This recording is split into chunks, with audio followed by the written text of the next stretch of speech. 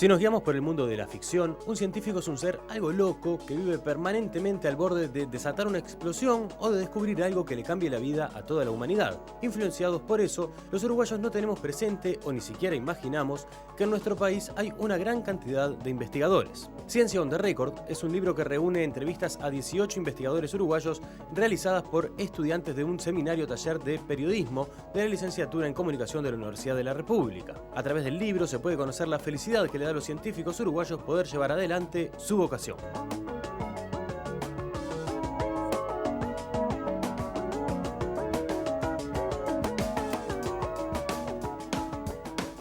Muy bien, ya le estoy dando la bienvenida a dos de los autores del libro, Daniel Cabrera, Filera Maglieli. ¿Cómo andan? ¿Andan bien? Buen día para todos. Gracias. Estábamos hablando del día de la presentación, lo que es tener que hacerlo un poco. Daniel, terminaste el día que estaban presentándolo, en vez de estar en el estrado como un ponente, digamos, estuviste vendiendo el libro. Sí, alguien tenía que encargarse de esa tarea y bueno, tocó, hay que ser polifuncional en esto. Perfecto.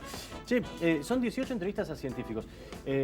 ¿Cómo llegan a determinar de hacerla con científicos? O sea, ¿cómo se define el hilo y que sea entrevistas a científicos y no a panaderos, a futbolistas, a lo que sea, ¿no? ¿Por qué van a la ciencia? Y se trató básicamente de la pauta del taller de periodismo, ¿no?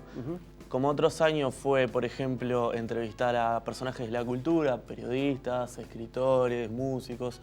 En este caso nos tocó el desafío, básicamente ya voy poniendo la pauta, de que sean investigadores científicos de la Universidad de la República. Y bueno, partimos de esa base, cada uno fue buscando y viendo por qué zona moverse. Cada uno tuvo que hacer una entrevista, pero supongo que deben haber habido instancias colectivas donde habrán intercambiado cómo les iba llevando o no. Básicamente nosotros podíamos, entre nosotros en la interna, poder conversar, porque también se nos planteó la dificultad de, bueno, ¿y a quién entrevistar? Claro. ¿Y qué tema? Porque como son temas tan variados, uno tenía que prepararse, obviamente, antes, como para estar a la altura de las circunstancias, ¿no? No tenemos como una idea muy acabada de cuántos científicos hay en Uruguay, digo, a nivel del común de la gente, y ahí me incluyo totalmente, ¿no? Ni de qué investigaciones llevan adelante y eso. ¿Les implica un laburo distinto a preparar cualquier otro tipo de investigación o cualquier otro tipo de reportaje el hecho de que los entrevistados fueran científicos? Sí, ni que hablar. En primer lugar, por lo que mismo que decías, no tenemos ese conocimiento ni siquiera de nombres, ¿no? Por ahí alguna vez escuchaste algo, como el tema que aparece en el libro de la investigadora que participó en Estados Unidos del tema del genoma humano. Bueno, Claro, son excepcionales. Claro. Y ni siquiera sabes el nombre.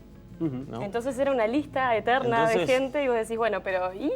Ahora que nos encontramos con un montón de cosas que ni siquiera teníamos idea que se estudiaban. Por ejemplo, hay algunas entrevistas que tienen que ver con arañas, por ejemplo, genoma humano, bueno, después nanotecnología, tratar de predecir lo que es la cantidad y el potencial de energía eólica, por ejemplo. Entonces habían un montón de temáticas en las que uno se tiene que preparar de otra manera, porque vas a hablar de un tema que no manejás. Más allá de que siempre cuando uno se enfrenta a entrevistas tenés que tener un alcance previo, ¿no? ¿Y se pudieran hacer una idea de, digamos, entre comillas, dónde está la falla? O sea, ¿en que los científicos no difunden o en que los medios no les prestamos atención? Creo que va más por ese lado. Creo que hay un poco de las dos cosas.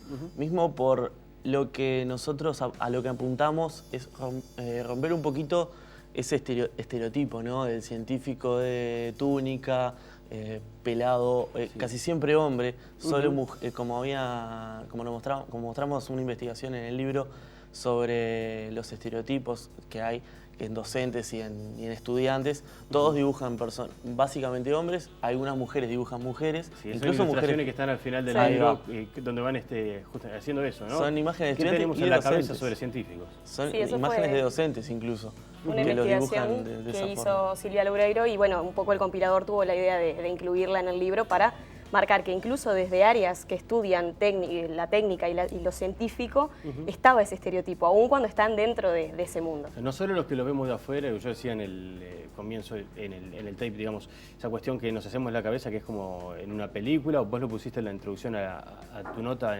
la idea esa que tenemos de los dibujitos, ¿no? Un tipo con los pelos parados, canoso de repente al estilo Einstein, con cara de loco y que quiere conquistar el mundo. Sería ese Es el gran estereotipo. Claro, y que no tiene nada que ver con la realidad. ¿En qué digamos, ¿En qué ambiente se mueven los científicos uruguayos? ¿Qué campo de investigación tienen? ¿Tiene algún punto de contacto con lo que vemos por la tele cuando nos muestran un científico? ¿Es un laboratorio lleno de tubos de ensayos y productos químicos? No.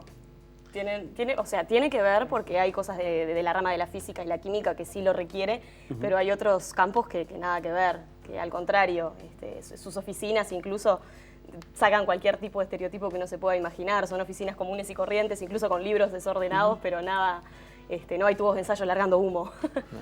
Una cosa que ustedes, ahí estamos viendo la tapa del libro y que me llevaba a una pregunta también la tapa del libro.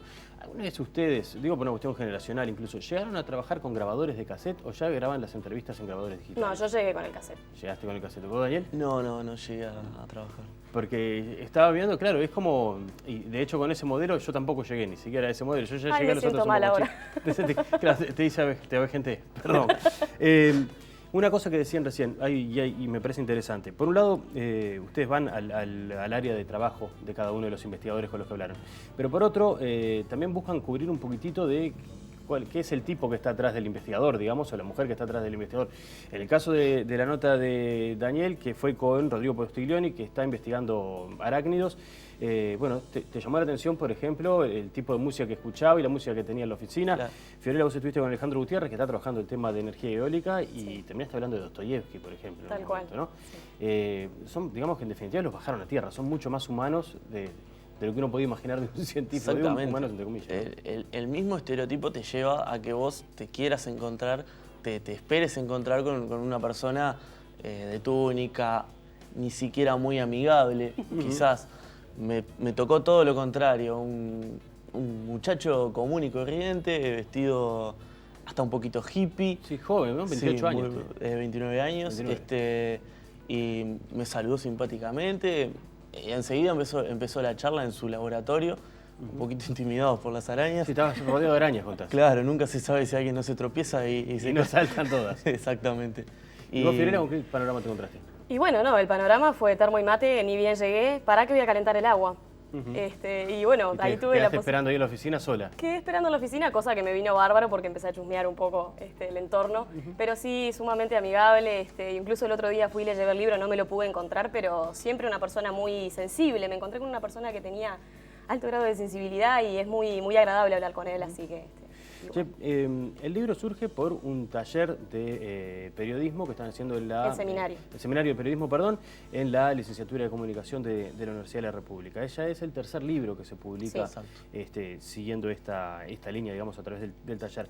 Pero había algo que me interesaba, a ver, una vez de repente se hace una idea y una composición del lugar antes de agarrar un libro, y se imagina que al ser todos los temas iguales, capaz que hay un patrón de estilo que se marca, de entrevista, pregunta-respuesta, o de entrevista en plan crónica, contada y en primera persona.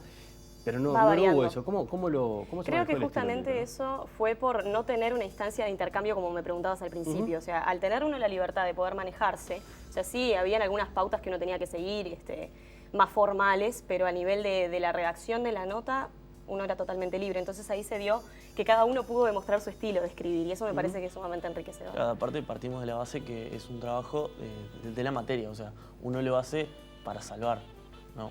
Claro. Entonces uno trata de hacer lo mejor posible para aprobar el año.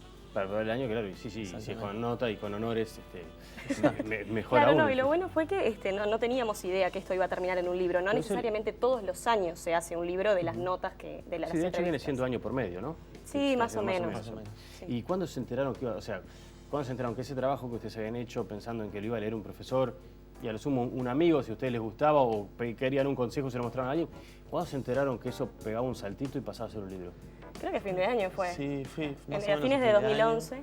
Ahí empezó el proceso de empezar con reuniones entre todos nosotros, con el profesor Aníbal Paiva, que no lo habíamos nombrado, fue el compilador del libro.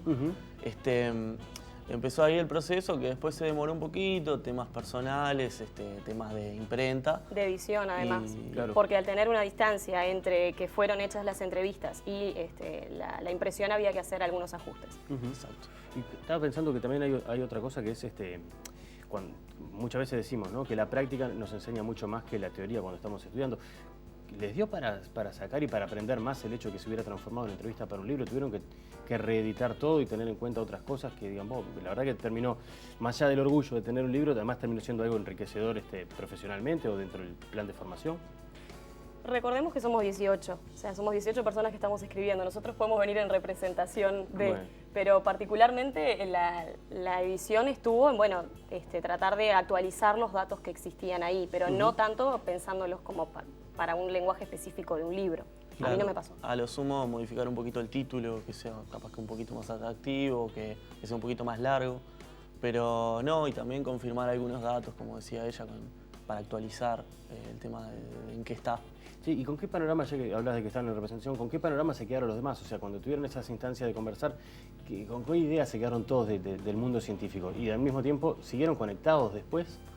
¿Con los otros autores? Con los otros autores y con los investigadores. Es que no tenemos otra manera de quedar conectados porque teníamos también que irles contando el proceso a ellos, enviarles la nota también como para que, bueno, había veces que en el propio discurso, en el propio diálogo, habían instancias que te contaban cosas personales. Entonces, bueno, ahí había que negociar un poco de ver también qué cosas ellos querían mostrar de sí mismos y qué cosas no. Pero nunca hubo grandes problemas, che, esto no lo muestre. Siempre estuvieron muy abiertos y sí seguimos en contacto.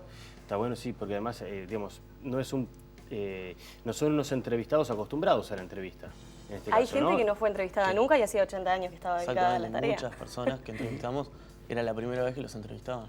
Claro. Claro, eso también implica que ellos no tengan del todo claro de repente el límite de qué compartir y qué no. Que, no sé, un futbolista o un artista tiene la costumbre de que todos los fines de semana o cada vez que hace un espectáculo lo van a entrevistar y sabe qué manejar y qué no. Además tenían que trasladar de la jerga que ellos utilizan en el mundo de la investigación a la jerga cotidiana para que todos entendamos qué están trabajando. Ahí hay una cuestión de traducción que a veces no es sencilla de lograr. ¿Dónde se puede conseguir la gente que le cuelgue a averiguar sobre el mundo de los científicos? ¿Dónde se puede conseguir el Ciencia on the Record? Bueno, Ciencia on the Record está en varias librerías, está en Papacitos, está en varios bookshops. Hay algunos ejemplares en los bookshops de los shoppings, está en Salto y en Rivera también. Y después tengo acá alguna listita. Repase. También están, por ejemplo, van a estar en la Facultad de Química, de Medicina, de Ciencias y en Ingeniería. También está en la licenciatura en Comunicación, obviamente, para que lo puedan tener. Está en Sidán, en Padenal, en Papacitos, como decía ella, por decir algunas librerías. Perfecto.